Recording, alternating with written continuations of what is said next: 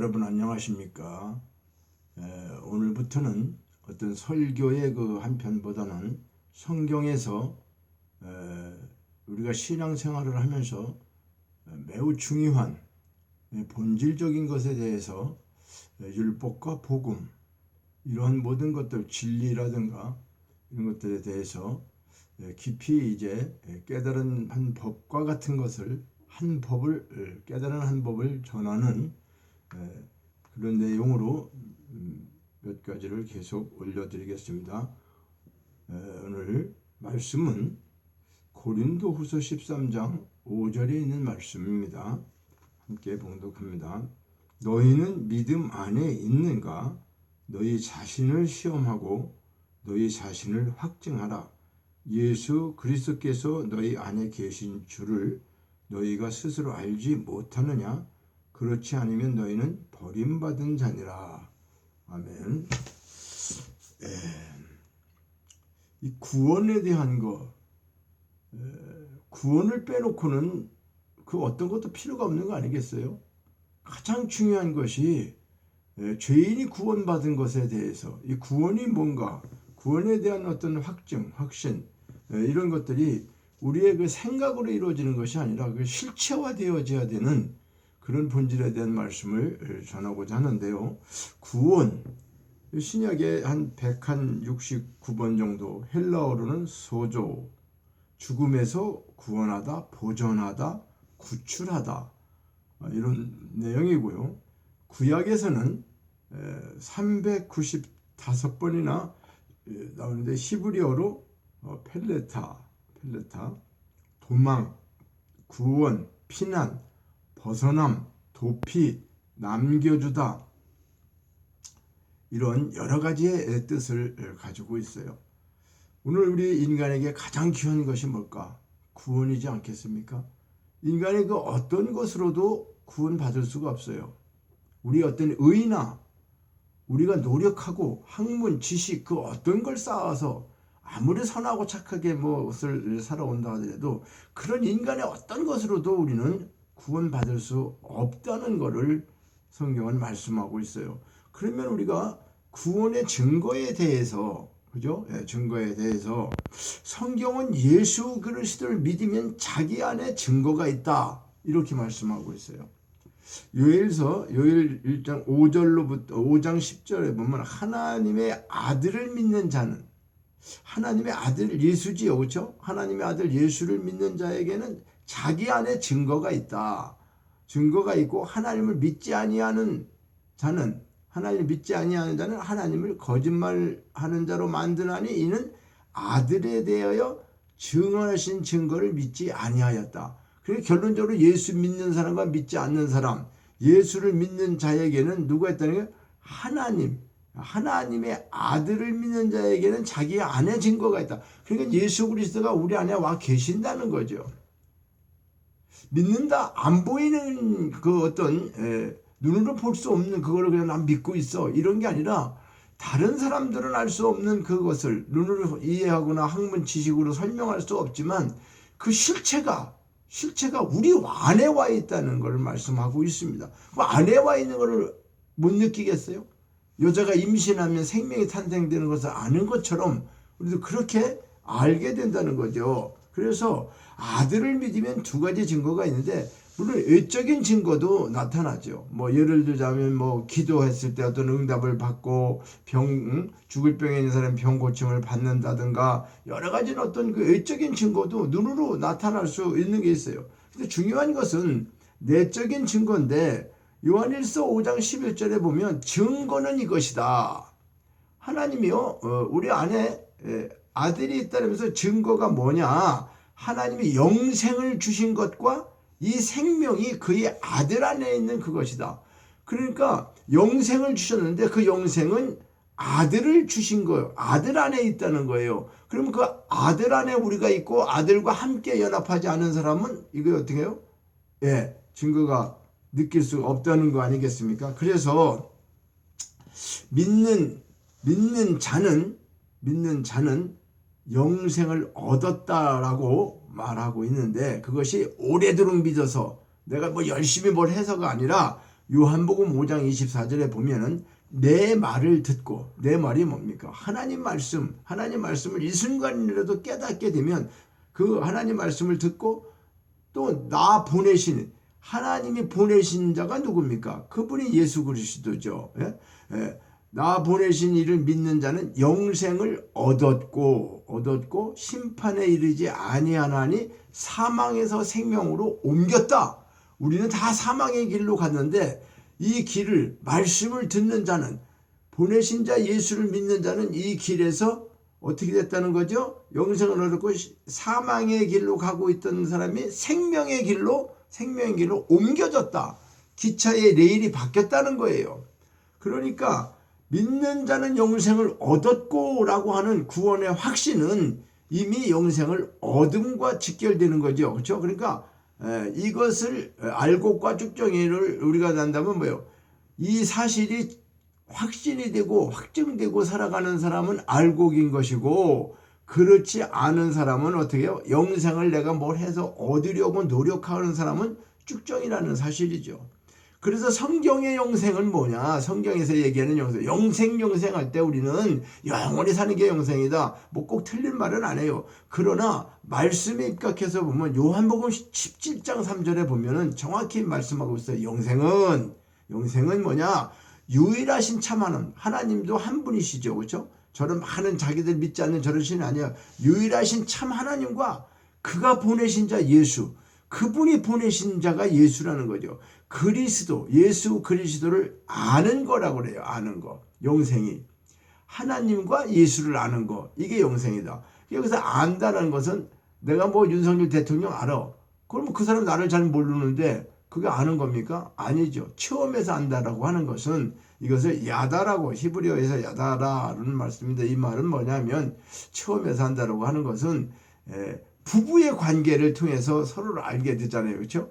겉으로 알았던 거하고 다르죠. 그러니까 연애할 때하고 결혼해서 살 때하고 차이점이 왜 생기는 거예요? 깊이 알다 보니까 이제 드러나게 되는 것도 있고, 기대가 무너지는 것도, 또 기대보다 더 좋은 것도, 이제 이런 것들이 있는 거 아니겠어요? 그러니까 이 안다라고 하는 것은 체험하고 함께 깨달아서 어떤 부부 관계와 같이 네 몸이 내 몸이고 내 몸이 네 몸이고처럼 한 몸이 되어가지고 있을 때, 그러니까 영생은 유일하신 한 분, 참 하나님께서 그가 보내신 자 예수 그리스도를 아는 것이다. 아는데 지식으로, 학문으로 뭐 그런 게 아니다 이거죠. 완벽히 내 안에 계시는 예수 그리스도, 그분을 체험해서 만나는 그런 관계가 영생이라는 거죠. 왜 그래? 왜 영생입니까? 아니, 우리는 영원한 살 수가 없어요. 근데 영원한 생명이 내 안에 들어와 있으면, 내가 그 안에 있고 그 안에 있으면, 아니 태아가 어머니 뱃속에 계속 있으면 어머니랑 같이 사는 거잖아요. 그렇죠? 물론 뭐 10달에서 나오지만은 아니 함께 하는 거가 뭐냐 그 말이죠. 그렇죠? 그럼 엄마가 미국 가면 걔도 비행기 타고 가는 거죠. 배 타면 배 타는 거죠. 그 뭐 맛있는 거 먹는 거죠. 이와 같은 거면 태아가 걱정하는 게 사실 있겠어요?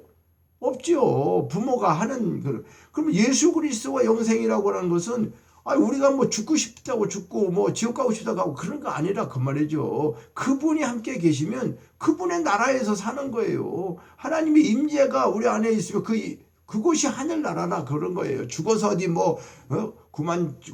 어디에 뭐 우리 우주를 뭐 깊이 떠나서 거기 어디 한 곳에 뭐 하나님 나라가 있고, 그런 장소적인 개념이 틀렸다는 게 아니라 거기에 연연하지 말고 지금 내 현실적인 내 심령 안에 예수 그리스도 그분이 유일하신 참 하나님이 보내신 그분과 우리가 함께 하고 있느냐, 이것을 체험하고 이것을 믿고 있느냐라는 거죠. 세 번째로는요, 구원과 영생의 확신을 저해하는 요소가 뭐냐 그러면, 우리가 구원의 증거는 아들을 믿는 자에게 증거를 주셨다고 했는데, 그리고 또 영생의 확신은 내 말을 믿고 나 보내신 자를 믿는 자에게는 영생을 얻었고 사망에서 생명으로 옮겼다. 그리고 이렇게까지 말씀으로 전부 다 하고 있는데, 그러면서 구원과 영생의 확신을 저해하는 요소가 무엇이냐 그 말이에요. 그러면 자, 우리는 죄 때문에 구원과 영생을 얻었다는 확신이 자꾸 흔들리게 되는 거죠. 물론 죄에 대해서 또 다음에 구체적으로 말씀드리겠지만, 죄에 대한 구분도 과거의 죄, 현재의 죄, 미래의 죄, 이렇게 뭐 우리가 나눠볼 수가 있는데, 베드로서 3장 14절에 보니까 주 앞에서 점도 흠도 없이 평강 가운데서 나타나기를 힘쓰라 그러면서요, 회개를 하면 죄 용서 받았다고 우리가 하지 않습니까? 그치? 너희들 뭐 어떤 죄를 졌든지 주님 앞에서 회개해, 그러면 용서받게 되는 거야, 이렇게 말합니다. 그러면 회개하면 죄 용서 받았다고 하는데도 불구하고 기도할 때마다 우리가 하나님, 나 이런 죄 저런 죄 막 죄를 용서해 달라고, 그냥 우리가 주일날 뿐만이 아니지 않습니까? 수요일이고 금요일이고 주님 앞에 나서 기도할 때 내가 먼저 내 죄를 고백하고 용서하는 거, 그 자체의 그 내용을 몰라서가 아니라 이것이 그냥 습관적으로 하나님, 나 율법적으로 뭐 조금 살다가 잘못된 그런 걸 하는 게 아니라 근본적으로 원래 회개라고 하는 것은요, 머리가 바뀌는 거예요. 율법의 사고가 하나님의 진리의 복음으로 바뀌는 것, 그거 하지 못한 것이 회개인데, 용서받았는지에 대해서 확신이 없고, 또 특별히 우리가 거룩해졌다, 거룩한 것 같지는 않잖아요. 저부터도 그래요. 그렇죠? 우리가 아유, 집사님 거룩하십니다, 이게 뭐 하나님 앞에만 쓰는 거룩으로 생각하죠. 그렇죠? 아, 목사님 거룩하죠. 그러면 이게 어떤 것 같아요? 거룩이란 말을 우리가 함부로 사용할 수 없는 거라고 생각하죠. 그렇죠? 아니, 그분 안에 우리가 모든 죄사함을 받고 그분과 함께 했다면 그분이 거룩하면 나도 거룩해진 거죠. 안 그렇습니까? 내가 뭘 해서 거룩한 게 아니라 거룩한 속에 들어가 있으니까 거룩한 거예요, 그냥. 예? 그런데 이것을 내가 뭘 그렇게, 뭐를 이렇게 티끌도 없이 뭐 흠도 없이 점도 이렇게 해야지만 거룩한 것으로 생각하기 때문에, 그렇게 자기 머릿속에서 생각을 하기 때문에 죄사함에 대한 확신이 없으니까 영생에 대한 확신도 없는 거죠. 내가 죄 때문에 영생이 없는 거잖아요, 우리는. 그렇죠? 예. 죄 때문에 사망이 온 거잖아요. 그 죄가 없으면 사망도 없고 영원한 거예요. 그렇다고 그러면 죄 사함을 받았다고 했는데, 네 빚을 갚아줬다고 그러는데 계속해서 나는 빚쟁이라고 생각하고 있다고 한다면, 갚아준 사람에 대해서 어떤 거죠? 이건 배은망덕한 짓 아니겠습니까? 그런데 이번째로는 용서의 확신이 급선무가 아니겠냐 그 말이에요. 하나님께서 용서해 주신 이것을 알고 깨닫는 것이 가장 급선무가 아니겠느냐, 이렇게 방해하는 공작도 있죠. 그렇죠? 예, 그러니까 구원에 대한, 구원과 영생의 확신을 갖다가 저해하는 요소가 뭐냐? 죄라고 그랬잖아요. 그럼 죄 용서를 받은 사람에게 대해서, 그럼 용서의 확신이, 내가 죄 용서를 받았나? 그 확신을 뭘로 느껴? 자, 로마서 3장 25절에 보니까 예수를 하나님의 그의 피로써, 예수님의 피로써 믿음으로 말미암는 화목제물로 세우셨으니, 화목제물로 예수님을 십자가에서 죽게 하셨다는 거예요. 이는 하나님께서 길이 참으시는 중에 전에 지은 죄를, 과거의 죄, 우리 과거의 죄를 간구하심으로 자기의 의로움을 나타내려 하십니다. 자, 이 말이 좀 어렵죠. 예, 어려운데, 문자적으로 먼저 우선 풀어보면 뭐냐 하면, 하나님이 예수 그리스도 그분을 화목제물로 세우셨다. 이 말은요, 구약시대에 어땠어요? 죄를 짓고 나면 죄인이 예물을 가져와야 돼. 제물, 그렇죠? 양이나 소나 염소, 이걸 가져와서 제사장에게 주면서, 나 이러이러한 죄를 졌는데 이 죄를 하나님 앞에 제사 드려달라 그러는 거잖아요. 그렇죠? 그래서 그렇게 이제 그 제사 행위가 있었는데, 물론 이제 예수 그리스도 그분이 오셔서 그 제물이 되셨다는 거예요. 그러니까 우리가 매일 죄를 위해서 뭐 무슨 제물을 가져와서 그 구약 시대에 뭐 양을 잡고 소를 잡고 그러는 것이 아니라, 이제 내가 예수 하나님의 아들, 그분 한 분으로 화목제물이라는 건 뭐냐면, 죄인과 하나님은 같이 만날 수가 없잖아요. 그렇죠? 거룩하신 하나님, 죄가 없으신 하나님 앞에 이 죄인이 가면은 죽을 수밖에 없죠. 어둠은 빛을 찾아갈 수가 없어요. 그렇죠? 빛을 이길 수가 없고 갈 수도 없어요. 빛이 오면 어둠은 물러가요, 자연적으로. 우리가 그 생태를 아는 것처럼. 그러니까 이렇게 화목제물로 세우셨다고 하는 것은, 이제 예수 내 아들을 죽여서 네가 죄인이었지만 너하고 나하고 이제 다 용서하고 내가 화목했어. 화목해. 이 사실을 믿으라는 거. 근데 여기서 전에 지은 죄를 간과하심으로 의롭게 하셨다. 이 간과라는 게 뭐냐? 우리가 지은 죄를 죄로 여기지 아니하시고 이미 용서하셨다. 이런 뜻도 있고요. 너그럽게 봐주신다. 쉽게 얘기하면 어떤 이제 뭐 공무원들이 내가 음식점을 하나 개장을 한다. 개업을 하는데 어떤 법이 있을 거 아니에요. 그렇죠? 환경위생법에 따라서 뭐는 어떻게 하고 뭐는 어떻게 하고 다 있어요. 그런데 물론 그걸 다 봐준다는 게 아니라 어떤 부분에 가서는 원칙적으로 다 해야 되는데도 야 이건 뭐 그렇게 원칙적으로 어떻게 해야 될 수 없는 그런 어떤 여러 건이 엮였을 때 담당자의 재량권이 있어요. 그렇죠? 재량권이 있어요. 아 이게 법에 그렇다고 해갖고 내가 담당자니까 당신 이거 안 해도 되는데 그 하지 마 이러는 게 아니에요. 해야 되는데 안 했어. 뭐 그런데 내가 봐줄게. 이렇게 하고 뇌물로 받고 이제 이런 것들을 얘기하는 그런 인식을 얘기하는 게 아니라 어떤 상황에서는 그 재량권을 가진 사람이 그 사람이 모든 걸 다 했어요. 다 했는데 만약에 어떤 흠집 하나 조금 있는 거, 뭐 페인트 칠이 뭐 제대로 잘 안 칠해졌다. 칠하기는 칠했는데 선명하게 안 되고 뭐 규격대로 안 됐다고 그래가지고 모든 일을 다 잘했는데 그 페인트 좀 흐리하게 칠했다고 그래갖고 그 한 부분 그것 때문에 물론 문제는 있겠죠. 그러나 담당 재량관이 아유 그런 정도로 제가 봐드릴게요. 괜찮습니다. 라고 넘어간다고 한다면 그런 것과 같이 이렇게 한다면 간과했다는 것은 너그럽게 봐주신다.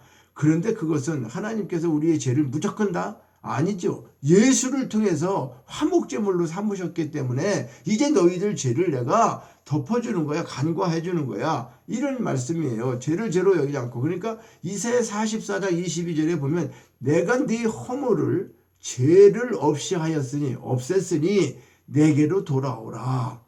너를 구속하였습니다. 자, 죄인이 회개하고 돌아오기 전 이미 하나님께서는 용서하셨다는 거죠. 내가 꼭 회개를 했기 때문에 회개를 하고 돌아왔기 때문에 하나님 받아준 게 아니라 이미 내가 예수를 믿기 전에 나에 대한 죄를 어떻게 해요? 그분이 십자가에 다. 그런데 그것을 깨닫고 이제 어떻게 해요? 그러니까 이걸 이렇게 말씀합니다. 창세기에 나오는 것처럼 혼돈공허 흑암 속에 있었어요 우리가. 그런데 빛이 있으라. 빛이 왔어요. 그렇죠? 예수. 그 빛이 오니까 깨닫게 되고 드러난단 말이에요. 그러니까 나는 과거에 죄인인지를 몰랐는데 이것을 이제 죄인이 회개하고 돌아오기 이전에 네 허물과 죄를 없이 했으니 내게로 돌아와라. 내가 너를 구속했다. 구속, 속량 이런 거에 대해서 누누이 말씀을 드렸지만은 대가를 지불하고 그것을 자유롭게 풀어주는 걸 말하죠. 자, 죄인이 회개하고 돌아오기 전에 이미 하나님 용서하셨음을 우리가 알 수 있는데 탕자가 돌아오기 전부터 아버지는 그를 어떻게 해요? 그 아들을 용서하고 있었다. 탕자가 돌아와서 아버지 잘못했어요. 뭐 용서해 주세요. 그래서 용서받고 그래서 아니죠. 탕자가 돌아올 때 이미 어떻게 아버지는 아들이 나간 날부터 계속 그를 사랑으로 돌아오기를 기다리면서 동구받길에서 그 아들이 돌아올 때를 기다리는 것처럼 또 성경에 로마서 5장 8절에 보면 우리가 아직 죄인 되었을 때 저와 여러분이 죄인이었을 때에 그리스도께서 우리를 위하여 죽으심으로 하나님께서 그죠? 하나님이시죠. 예수님도 그 하나님께서 우리를 위하여 죽으심으로 하나님께서 우리에 대한 자기 사랑을 확증하셨다. 그러니까 하나님 아버지께서 우리가 죄인인데 예수 그리스도를 죽이시면서 십자가에서 죽이시면서 우리에게 대한 자기의 사랑, 내가 너를 얼마나 사랑하는지 알아. 내 아들 독생자 죽이면서 너를 살린 거야. 너 이걸 알니? 이렇게 죄인 되었을 때 우리를 사랑으로 확증하셨다는 거예요. 우리의 사랑을 하나님께서 시편 103편 10절과 14절에 보면 우리의 죄를 따라 처벌하지 아니하시며 우리의 죄악을 따라 그대로 갚지 아니하셨으니 이는 그가 우리의 체질을 아시며 우리가 단지 먼지뿌림을 기억하심이라. 이 말이 뭡니까? 우리가 죄진대로다가 처벌하면 살아남을 사람이 있을까요? 처벌받게 된다면?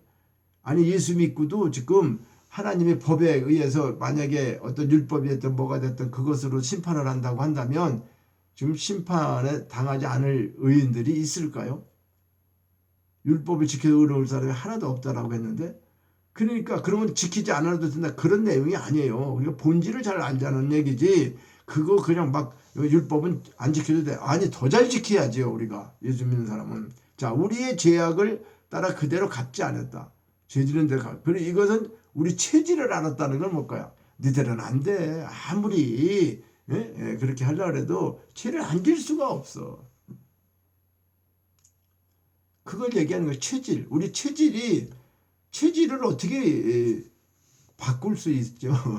물론 이제 뭐 운동하고 뭐 음식 뭐 이런 걸로 우리 육체의 체질을 바꿀 수 있는데 영적으로 우리가 우리의 체질을 아시면 우리가 단지 먼지뿐입니다. 그 뭐예요? 우리의 그 존재가 흙으로 만들어진 먼지와 그죠? 먼지, 흙, 아담, 흙으로 만들어진 존재. 너무나 연약한 거잖아요. 사실 사람이 연약하지 않습니까? 나이를 먹을수록 더 그렇죠. 이제는 뭐 실질적으로 다니는 것도 어느 정도가 되고 과거에 그런 것이 아니고 그러니까 우리의 체질을 이미 아셨다는 거예요. 우리 하나님께서. 그러니까는 죄에 대한 용서를 받고 우리가 자유를 누리면서 확신했는데 맨날 기도할 때마다 내 죄를 용서해 달라고 기도하는 것이 과연 성경적일까 한 번은 생각해 봐야 됩니다. 그저 기도만 시작하면 내가 이런 죄 졌고 이 죄인을 용서해 주시고 용서하는 기도를 회개하는 기도로 그렇게 우리가 배우고 알고 있는데 사실 기도에 대한 것도 기도는 우리가 하나님 앞에 소원을 아래서 그것을 응답받는 거 그렇게만 생각을 하는데 그건 틀렸다는 게 아니라 그것보다 본질은요 하나님께서 우리를 어떻게 만들어 가시는가 그런 것을 하나님이 우리를 향한 그것을 깨닫는 거죠. 하나님의 심정을. 그러니까 사실은 어떻게 해요? 한나도 그런 거잖아요. 한나도 자기 하소연 때문에 기도하다가 결과적으로 누구를 아는 거예요? 하나님의 심정을 아는 거죠. 사도 바울도 가시가 주는 은혜가 뭐를 깨달은 거예요? 자기 교만하지 말라고 하나님이 이걸 주셨구나. 이것을 깨닫고 나니까 사도 바울은 어떻게 된 거예요? 기뻐했다는 거죠. 아니 그 가시가 찌르면 고통이잖아요. 그 고통이 없어지기를 수없이 기도했는데 내 은혜가 내게 족한 거야. 너 가시 가지고 그냥 살아. 이게 기도 응답이라고 할 수 있는 거냐 그 말이에요. 우리는 그렇게 응답이면 응답이라고 생각 안 하죠. 그런데 그 속에서 뭘 깨닫는 거예요? 가시는 빠지지 않았어도 그 가시를 주신 하나님의 은혜를 알게 됐다는 거잖아요. 왜 하나님이 이것을 주셨는지를 그것이 가장 중요한 거라는 거죠. 다섯 번째로는 미래의 죄도 용서하셨는데 우리는 그래요. 앞으로 짓는 죄 아이고 어떻게 그거 우리 성도는 신자는 생명의 법 아래에 있기 때문에 그렇습니다. 자, 이 말은 뭐냐면 미래의 죄 내가 질 수 있는 모든 거 무슨 죄를 질지는 모르잖아요. 그렇다고 해서 나 미래의 죄 용서하셨으니까 막 이런 죄 저도 저고 저런 죄 저도 저고 그것이 아니라 자 하나님께서 이 법처럼 만들어주신 구원을 위해서 해주신 이런 모든 것들을 깨달을 때 자 로마서 8장 1절과 2절에 보면 그러므로 이런 모든 거 그렇죠. 그러므로 그리스도 예수 안에 있는 자에게 예수 안에 있는 게 뭐라고 그랬죠? 내가 예수님 안에 예수님이 내 안에 그렇죠? 연합되어 있는 그거랬죠. 그리스도 예수 안에 있는 자에게는 결코 정죄함이 없다. 아니 죄를 정하지 않겠다는 거잖아요. 이는 그리스도 예수 안에 있는 생명의 성령의 법이 죄와 사망의 법에서 너를 어떻게 해방하였습니다. 아니 지금 이 말씀이 미래의 죄를 졌다, 미래의 죄 질 것까지도 우리는 어떻게 해요? 다 용서받은 자예요. 사망의 법에서 해방했잖아요. 죄는 사망과 연결됐죠. 그런데 뭐가? 생명의 성령의 법이. 근데 이건 아무한테 주어지는 게 아니다. 누구다? 그리스도 안에 있는 자에게만 주는 법이죠. 요즘에 그래요. 물론 우리가 세상 살면서 판사가 판결하면 끝나는 거잖아요. 그렇죠? 그러면 네 안에 건 판사돼. 판사의 판결이 중요하잖아요. 그렇죠? 요즘도 지금 우리 저 대통령 탄핵으로 인해 가지고 계엄 그 선포한 거 탄핵으로 인해 가지고 지금 헌재에서 지금 그 결론을 기다리고 있는데 사실 재판관들이 사람이 재판 그 하는 과정에서 법대로 이렇게 돼 있다 하더라도 그것을 올바르게 판결할 수 있는 사람들이 그렇게 되겠습니까?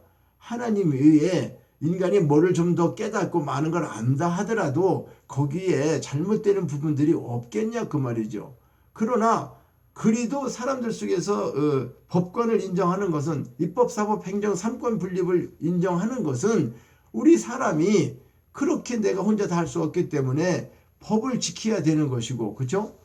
또 행정적인 거나 이런 모든 것들을 우리가 합리화해서 잘 하는 것이 민주주의적인데, 자, 그런데 요즘에는 이제 판사들도 못 믿는다 그러는 거잖아요. 그죠?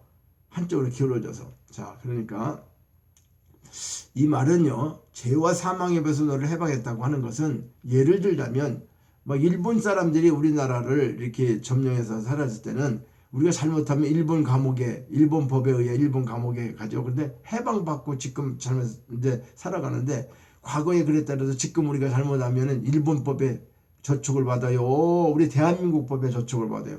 아니, 대한민국에 이제 접촉을 받잖아요. 법에 저촉을 받는 거잖아요. 그거와 마찬가지로 과거에는 그리스도 밖에 있을 때는 사망의 주인으로서라고 사망 속에 죽을 수밖에 없었지만 이제는 바뀌었다 그 말이에요. 예수 그리스도로 바뀌었기 때문에 내가 어떤 죄를 져도 상관이 없다는 게 아니라, 엄격히 따지면 사실 그런 거예요. 그러나 잘못하면 내가 어떤 죄도 다 저도 저질러도 된다라고 하는 그런 것을 잘못할까 봐 말씀을 조심스럽게 드리는데, 어떤 죄도 하나님은 용서하셨다 그 말이에요.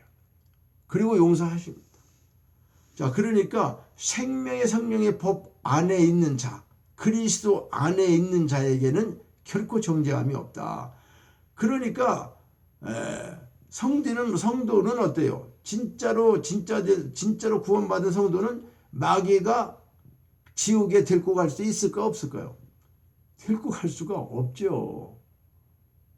아무리 조그마한 죄를 져서 검사처럼 이제 얘기할 거 아니야. 아니, 황 목사가 이런 죄를 졌습니다. 하나님 이런 죄를 졌으면 지옥 가야 되는 게 법으로 맞지 않습니까? 그래, 법으로는 맞아. 그런데 너는 네 법, 그건 네 법이지. 과거에 있었던 지금 법이 뭐야? 그는 그리스도 안에 있어서 예수 그리스도를 인정하고 구원하고 믿어서 구원받은 내 아들이야. 그럼 내 아들로 삼았는데 성령의 법으로 다 모든 죄를 해주는데 이 법에 대해서 너는 알지 못하니? 이렇게 된다는 거죠. 하나님께서. 자, 그러면 정죄치 아니하신다. 로마서 8장 33절에 보니까 33절과 34절과 능히 누가 하나님의 택하신 자들을 송사하겠느냐. 의롭다고 하신 이는 하나님이시다. 재판장이신 하나님이다 그 말이죠. 누가 정죄하겠느냐. 누가 죄를 정하겠느냐. 다시 살아나신 이는 예수 그리스도다. 그러니까 그리스도 예수다. 그렇죠? 그러니까 이렇게 정죄치 아니하신다고 하는 말씀을 하고 있어요. 세 번째는 영원히 온전케 하셨다. 그것도 잠깐이 아니라 히브리서 10장 14절에 보면 저가 한 제물로 거룩하게 된 자들을 영원히 온전케 하셨대. 뭐 옛날에 짐승 한번 잡아서 제집 때마다 짐승 드리는 그런 게 아니라 영원한, 누가? 예수 그리스도 그분이 속죄물이 되시고 나니 왜 그분을 믿는 영원을 온전케 하시니까 영원히 온전케 하셨다는 거죠. 그러니까 성도들은 예수 그리스도께서 한 제물로 거룩하게 된 자들을 영원히 온전케 하셨다. 생명의 법 아래 있기 때문에 구원의 확신에 이르게 하는 거다. 이제 결론적으로 말씀을 맺으려고 합니다. 이와 같이 구원에 대한 것을 오늘 이렇게 말씀을 드렸습니다. 구원의 확신에 대한 구원의 확신을 우리가 가져야 되는데 그냥 가짜 해서 되는 게 아니라는 거죠. 이 말씀이 잘 깨달아져서 본질을 우리가 왜곡시키지 않고 이 본질을 잘 받아들여서 믿어야 돼요. 자, 이 모든 말씀은 창세전 언약으로 이루어져서, 그래서 그 언약 속에 우리를 구원하시고 구원된 자들은 어떻게 하늘에 속한 자의 이 땅에서 삶도 살아야 되지만은 목적은 어디요? 구원이 뭐요? 천국이 어디요? 죽어서만 가는 그것이 아니라 하늘에 속했다는, 물론 하늘 땅 저는 것이 아니라 하나님의 나라에 우리가 함께 할 수 있는 그런 자라는 거예요. 그러니까 창세기에서 1장 1절로부터 나오는 그 쭉 말씀 속에서 첫째 날서부터 일곱째 날까지 가는 인간의 어떤 그 과정, 이것은 자연을 창조하는 게 아니라고 수없이 얘기했잖아요. 우리 심령 성전을 이렇게 바꿔가고 만들어 가신다 그러는 거죠. 그래서 율법이라는 것은 실질적으로 우리의 행위의 법으로, 그렇죠? 우리가 우리의 행위로 법을 지켜 의롭게 되려고 하는 행위죠. 율법은 뭐 어떤 법이 있는데 그 법을 내가 행동으로 지켜서 내 의가 되는 거죠. 그렇죠? 그러니까 그것이 율법이에요. 법을 지켜서 의로워지려고 하는 거. 그럼 법을 안 지키면 되나요?